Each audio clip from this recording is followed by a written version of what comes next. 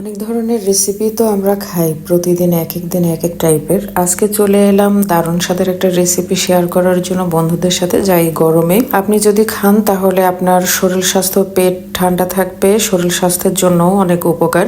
আর বিশেষ করে এটা হচ্ছে সুন্নতি খাবার। হ্যাঁ বন্ধুরা, আমি লাউয়ের তরকারির কথাই বলছি।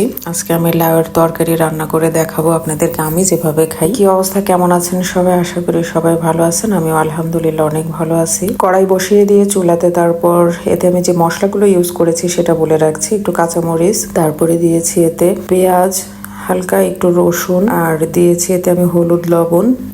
এই কয়েকটা আইটেম, আর একটু জিরার গুঁড়া এবং ধনিয়ার গুঁড়া দিয়েছি সামান্য পরিমাণে। যেহেতু এটা কাঁচা তরকারি, সেক্ষেত্রে আমি মশলাগুলো একটু কম কমই ইউজ করেছি। দেওয়ার পর মশলাটা সুন্দরভাবে কষিয়ে নিয়ে দেন লাউটা দিয়ে দিয়েছি। লাউটাকে আমি, লাউ থেকে কিন্তু যথেষ্ট পরিমাণে পানি বের হয়, বের হলে ওই পানিটা দিয়ে আমি লাউটা সুন্দর মতো কষিয়ে নিয়েছি। আর বিশেষ কথা হচ্ছে যে লাউটা আজকের কিন্তু অনেক ভালো, কচি লাউ দিয়ে কিন্তু চিংড়ি মাছ দিয়ে রান্না করলে অনেক টেস্ট হয়। আর আমাদের রাসূল পাক সাল্লাল্লাহু আলাইহি সাল্লামও কিন্তু এই খাবারটা খুবই পছন্দ করতেন। সো এটা আমাদের স্বাস্থ্যের জন্য কিন্তু অন্যান্য খাবারের চাইতে আমি মনে করি অনেক উপকারী। তাই তো আমি লাউটা কষানো হয়ে যাবে যখন, অর্থাৎ সেদ্ধ হয়ে যাবে, তখন আমি এতে দিয়ে দিলাম চিংড়ি মাছ। চিংড়ি মাছগুলোও সেদ্ধ হয়ে যাওয়ার পরে তো আমি চলে এসেছি ধনিয়া পাতাগুলো বেছে নেওয়ার জন্য। এসে দেখেছি ধনিয়া পাতাগুলো এত আস্ত আস্ত গাছ সহ দিয়েছে, মানে এগুলো পুরোটা দেওয়ার আর কোনো উপায় নেই বেছে না নেওয়া ছাড়া। আমি একদম আগার পাতাগুলো সুন্দরভাবে বেছে নিয়েছি। আর লাউতে কিন্তু সবসময়ের জন্য যারা খান তারা অবশ্যই জানেন এটা, যে ধনিয়া পাতাটি একটু বেশি পরিমাণে দেওয়া হয়,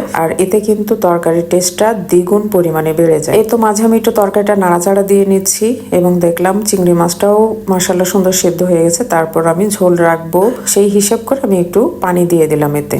দেন এতো পানি দিয়ে তরকারিটা আমি নাড়াচাড়া দিয়ে এটা ঢেকে দেবো। অর্থাৎ ঢেকে তরকারি রান্না করলে কিন্তু তরকারির টেস্ট আবার কিন্তু অন্যরকম লাগে। অনেকে আছে তরকারি না ঢেকে রান্না করে, আমার কাছে মনে হয় ঢেকে দিলে তরকারিটা সুন্দর মতো সেদ্ধ হয় এবং এর লুকটা দেখতেও সুন্দর দেখায়।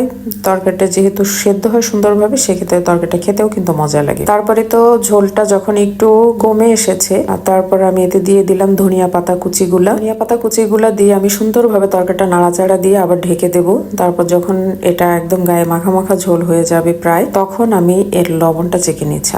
কি বলবো, মানে নিজের রান্নার প্রশংসা করতে নেই, আমি লবণ দেখি তো অবাক। আমি কবে কবে এত সুন্দর রান্না করতে শিখেছি। দোষটা না আপুরা, যদি এভাবে রান্না করে খান, খেয়ে দেখতে পারেন। অ্যাকচুয়ালি রান্না তো সবাই করে খায়, বাট এক একজন এক এক স্টাইলে খায়, এক এক স্টাইলের রান্নাও কিন্তু এক এক রকমের মজার হয়। ইনশাল্লাহ হাজবেন্ড যদি থাকে ঘরে তাহলে অনেক প্রশংসা করবে।